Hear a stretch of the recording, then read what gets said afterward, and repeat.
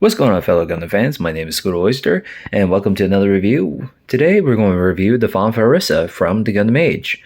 So, from the Fawn Farsia, she is actually a Mark II version, because the first Mark I will be a really deep pink instead of like tannish pinkish, and also a little bit of brown pinkish in a way. Like you can tell from some of the features.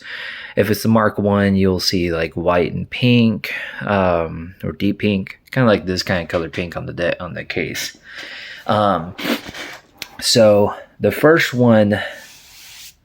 Mark One came out in the first arc. I want to say maybe episode 12 or 13, with Flitz, love interest. I cannot remember her name, but she sadly did pass away during the battle because her suit was customized from Flitz's rival to use her as a shield against Flitz's feelings for her during the final battle on the first arc. And she got a chance to keep Flit from being destroyed from his rival.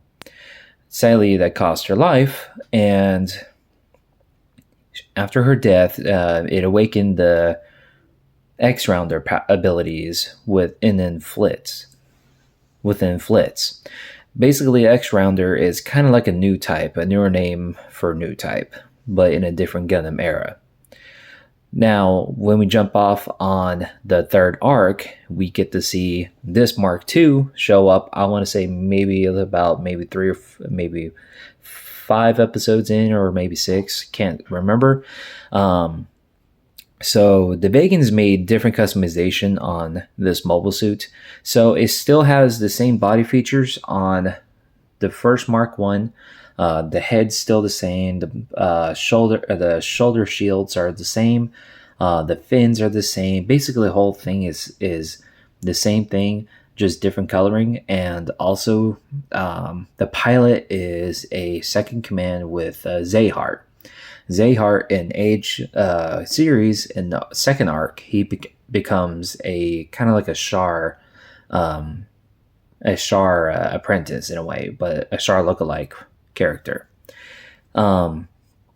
So everything else is basically the same, but the difference on this weapon here, where this mobile suit is holding, it is a weapon, but it's more of a I don't know if you've seen in those ballets or those ribbon dances. It's kind of like that in a way.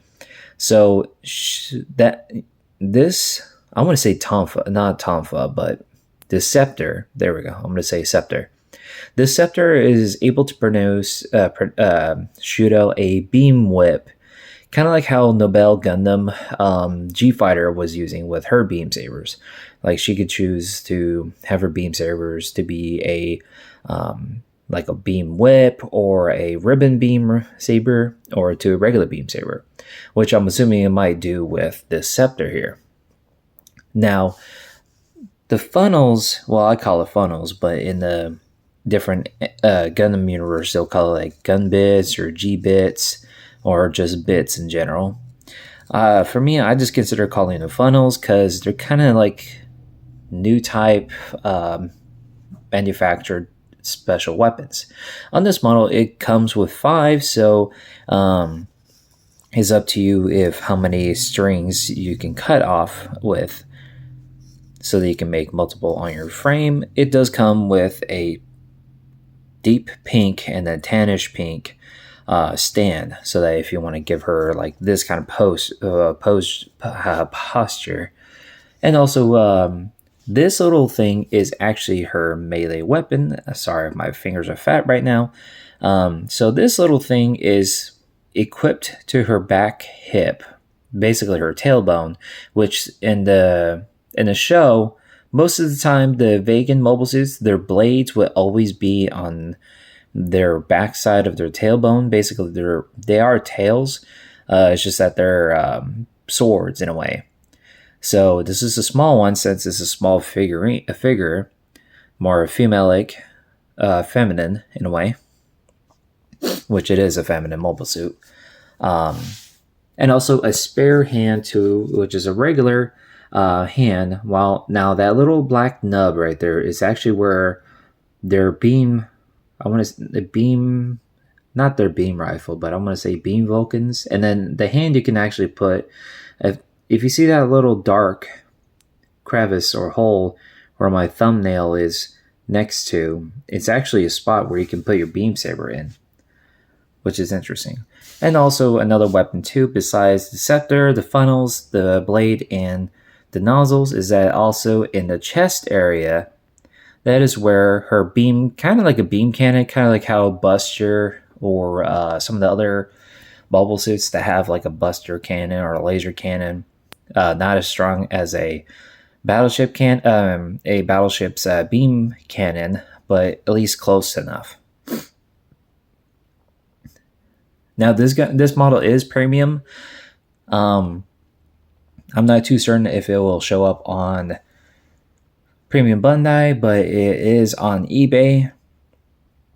Definitely get one for you guys to sell for. I highly recommend having it if you guys like age mobile suits. Majority of them are going to be on eBay, but Gundam Planet is coming back with a lot of back-ordered models that we haven't gotten a chance to see in a while. There are some age Gundams that I'm hoping that they'll bring back so that I can have them in my collection, which obviously I want to get a double so that I have one in stock so that I can either whether to build it or just keep it for safe value, like how you do with certain figurines you just keep in the boxes.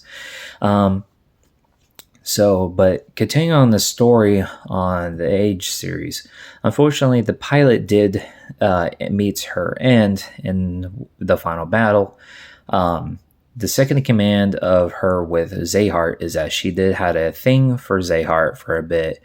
Not in the beginning, but in the very end, she kind of did. But unfortunately, her affectionate and love for him was shoved away by Zayhart, and she passed away.